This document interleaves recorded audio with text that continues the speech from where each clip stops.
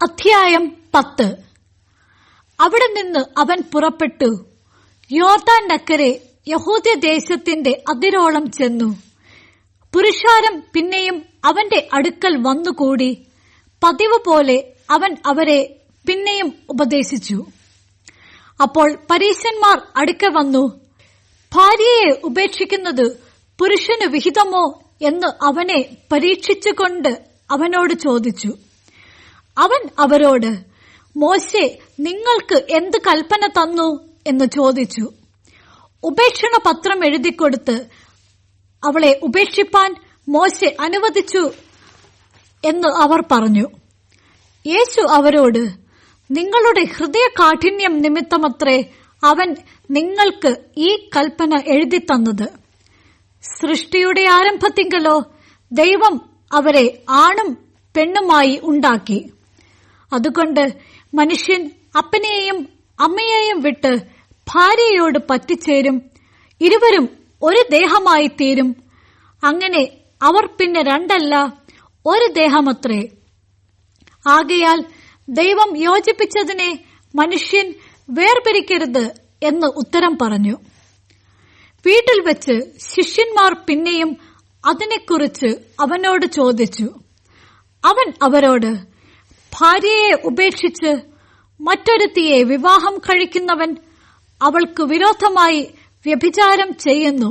സ്ത്രീയും ഭർത്താവിനെ ഉപേക്ഷിച്ച് മറ്റൊരുത്തനുമായി വിവാഹം കഴിഞ്ഞാൽ വ്യഭിചാരം ചെയ്യുന്നു എന്ന് പറഞ്ഞു. അവൻ തൊടേണ്ടതിന് ചിലർ ശിശുക്കളെ അവന്റെ അടുക്കൽ കൊണ്ടുവന്നു. ശിഷ്യന്മാരോ അവരെ ശാസിച്ചു. യേശു അത് കണ്ടാറെ മുഷിഞ്ഞ് അവരോട്, ശിശുക്കളെ എന്റെ അടുക്കൽ വരുവാൻ വിടുവിൻ, അവരെ തടുക്കരുത്. ദൈവരാജ്യം ഇങ്ങനെയുള്ളവരുടേതല്ലോ. ദൈവരാജ്യത്തെ ശിശുവെന്ന പോലെ കൈക്കൊള്ളാത്തവൻ ആരും ഒരു നാളും അതിൽ കടക്കയില്ല എന്ന് ഞാൻ സത്യമായിട്ട് നിങ്ങളോട് പറയുന്നു എന്ന് പറഞ്ഞു. പിന്നെ അവൻ അവരെ അണച്ചു, അവരുടെ മേൽ കൈവച്ചു, അവരെ അനുഗ്രഹിച്ചു.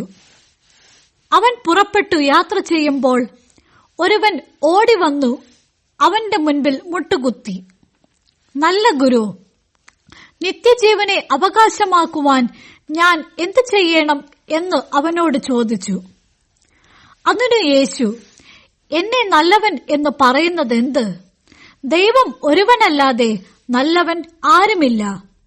കൊല ചെയ്യരുത്, വ്യഭിചാരം ചെയ്യരുത്, മോഷ്ടിക്കരുത്, കള്ളസാക്ഷ്യം പറയരുത്, ചതിക്കരുത്, നിന്റെ അപ്പനെയും അമ്മയെയും ബഹുമാനിക്ക എന്നീ കൽപ്പനകളെ നീ അറിയുന്നുവല്ലോ എന്ന് പറഞ്ഞു.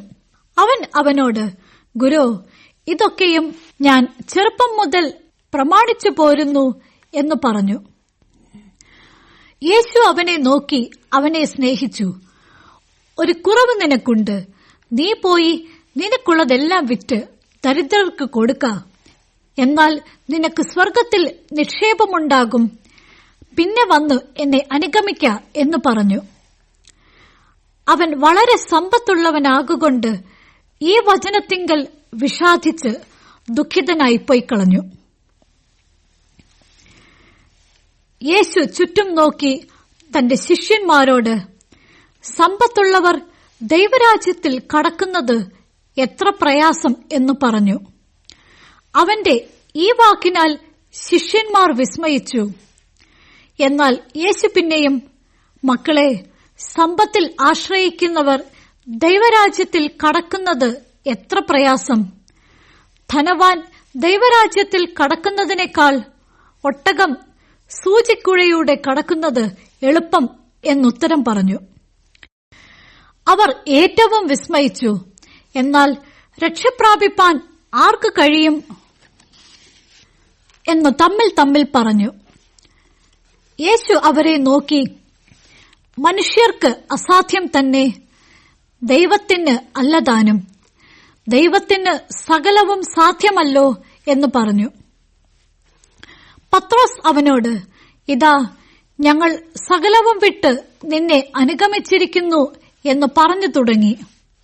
അതിന് യേശു, എന്റെ നിമിത്തവും സുവിശേഷം നിമിത്തവും വീടോ സഹോദരന്മാരെയോ സഹോദരികളെയോ അമ്മയെയോ അപ്പനെയോ മക്കളെയോ നിലങ്ങളെയോ വിട്ടാൽ ഈ ലോകത്തിൽ തന്നെ ഉപദ്രവങ്ങളോടും കൂടെ 100 മടങ്ങ് വീടുകളെയും സഹോദരന്മാരെയും സഹോദരികളെയും അമ്മമാരെയും മക്കളെയും നിലങ്ങളെയും വരുവാനുള്ള ലോകത്തിൽ നിത്യജീവനെയും പ്രാപിക്കാത്തവൻ ആരുമില്ല എന്ന് ഞാൻ സത്യമായിട്ട് നിങ്ങളോട് പറയുന്നു. എങ്കിലും മുൻപന്മാർ പലരും പിൻപന്മാരും പിൻപന്മാർ മുൻപന്മാരും ആകും എന്ന് ഉത്തരം പറഞ്ഞു. അവർ യെരുശലേമിലേക്ക് യാത്ര ചെയ്യുകയായിരുന്നു. യേശു അവർക്ക് മുൻപായി നടന്നു. അവർ വിസ്മയിച്ചു, അനുഗമിക്കുന്നവരോ ഭയപ്പെട്ടു. അവൻ പിന്നെയും 12 വരെ കൂട്ടിക്കൊണ്ട് അവരോട്, ഇതാ നാം യെരുശലേമിലേക്ക് പോകുന്നു. അവിടെ മനുഷ്യപുത്രൻ മഹാപുരോഹിതന്മാരുടെയും ശാസ്ത്രിമാരുടെയും കയ്യിൽ ഏൽപ്പിക്കപ്പെടും. അവർ അവനെ മരണത്തിന് വിധിച്ച് ജാതികൾക്ക് ഏൽപ്പിക്കും. അവർ അവനെ പരിഹസിക്കുകയും തുപ്പുകയും തല്ലുകയും കൊല്ലുകയും 3 നാൾ കഴിഞ്ഞിട്ട് അവൻ ഉയർത്തെഴുന്നേൽക്കുകയും ചെയ്യും എന്നിങ്ങനെ തനിക്ക് സംഭവിക്കാനുള്ളത് പറഞ്ഞു തുടങ്ങി. സെബദിയുടെ മക്കളായ യാക്കോബും യോഹന്നാനും അവന്റെ അടുക്കൽ വന്ന് അവനോട്, ഗുരു, ഞങ്ങൾ നിന്നോട് യാചിപ്പാൻ പോകുന്നത് ഞങ്ങൾക്ക് ചെയ്തു തരുവാൻ അപേക്ഷിക്കുന്നു എന്ന് പറഞ്ഞു. അവൻ അവരോട്, ഞാൻ നിങ്ങൾക്ക് എന്ത് ചെയ്തു തരുവാൻ നിങ്ങൾ ആഗ്രഹിക്കുന്നു എന്ന് ചോദിച്ചു. നിന്റെ മഹത്വത്തിൽ ഞങ്ങളിൽ ഒരുത്തൻ നിന്റെ വലത്തും ഒരുത്തൻ ഇടത്തും ഇരിപ്പാൻ വരം നൽകണം എന്ന് അവർ പറഞ്ഞു. യേശു അവരോട്, നിങ്ങൾ യാചിക്കുന്നത് ഇന്നത് എന്ന് നിങ്ങൾ അറിയുന്നില്ല. ഞാൻ കുടിക്കുന്ന പാനപാത്രം കുടിപ്പാനും ഞാൻ ഏൽക്കുന്ന സ്നാനം ഏൽപ്പാനും നിങ്ങൾക്ക് കഴിയുമോ എന്ന് ചോദിച്ചതിന് കഴിയും എന്ന് അവർ പറഞ്ഞു. യേശു അവരോട്, ഞാൻ കുടിക്കുന്ന പാനപാത്രം നിങ്ങൾ കുടിക്കുകയും ഞാൻ ഏൽക്കുന്ന സ്നാനം ഏൽക്കുകയും ചെയ്യും നിശ്ചയം. എന്റെ വലത്തും ഇടത്തും ഇരിപ്പാൻ വരം നൽകുന്നതോ എന്റേതല്ല, ആർക്ക് ഒരുക്കിയിരിക്കുന്നുവോ അവർക്ക് കിട്ടും എന്ന് പറഞ്ഞു. അതിശേഷം 10 പേരും കേട്ടിട്ട് യാക്കോബിനോടും യോഹന്നാനോടും നീരസപ്പെട്ടു തുടങ്ങി. യേശു അവരെ അടുക്ക വിളിച്ച് അവരോട്, ജാതികളിൽ അധിപതികളായവർ അവരിൽ കർത്തൃത്വം ചെയ്യുന്നു, അവരിൽ മഹത്തുക്കളായവർ അവരുടെ മേൽ അധികാരം നടത്തുന്നു എന്ന് നിങ്ങൾ അറിയുന്നു. നിങ്ങളുടെ ഇടയിൽ അങ്ങനെ അരുത്. നിങ്ങളിൽ മഹാനാകുവാൻ ഇച്ഛിക്കുന്നവനെല്ലാം നിങ്ങളുടെ ശുശ്രൂഷക്കാരൻ ആകേണം. നിങ്ങളിൽ ഒന്നാമനാകുവാൻ ഇച്ഛിക്കുന്നവൻ എല്ലാവർക്കും ദാസനാകേണം. മനുഷ്യപുത്രൻ ശുശ്രൂഷ ചെയ്യിപ്പാനല്ല, ശുശ്രൂഷിപ്പാനും അനേകർക്ക് വേണ്ടി തന്റെ ജീവനെ മറുവിലയായി കൊടുപ്പാനുമത്രേ വന്നത്. അവർ യെരിഹോവിലെത്തി. പിന്നെ അവൻ ശിഷ്യന്മാരോടും വലിയ പുരുഷാരത്തോടും കൂടെ യെരിഹോവിൽ നിന്ന് പുറപ്പെടുമ്പോൾ തിമായിയുടെ മകനായ ബർത്തിമായി എന്ന കുരുടനായ ഒരു ഭിക്ഷക്കാരൻ വഴിയരികെ ഇരുന്നിരുന്നു.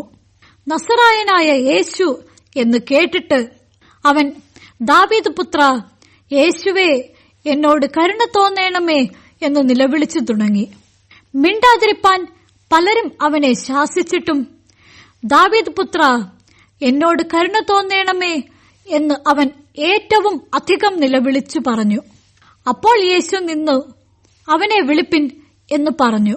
ധൈര്യപ്പെടുക, എഴുന്നേൽക്ക, നിന്നെ വിളിക്കുന്നു എന്ന് അവർ പറഞ്ഞു കുരുടനെ വിളിച്ചു. അവൻ തന്റെ പുതപ്പ് ഇട്ടും കളഞ്ഞ് ചാടി എഴുന്നേറ്റ് യേശുവിന്റെ അടുക്കൽ വന്നു. യേശു അവനോട്, ഞാൻ നിനക്ക് എന്ത് ചെയ്തു തരണമെന്ന് നീ ഇച്ഛിക്കുന്നു എന്ന് ചോദിച്ചതിന്, റബ്ബൂനി, എനിക്ക് കാഴ്ച പ്രാപിക്കണമെന്ന് കുരുടൻ അവനോട് പറഞ്ഞു. യേശു അവനോട്, പോക, നിന്റെ വിശ്വാസം നിന്നെ രക്ഷിച്ചിരിക്കുന്നു എന്ന് പറഞ്ഞു. ഉടനെ അവൻ കാഴ്ച പ്രാപിച്ച് യാത്രയിൽ അവനെ അനുഗമിച്ചു.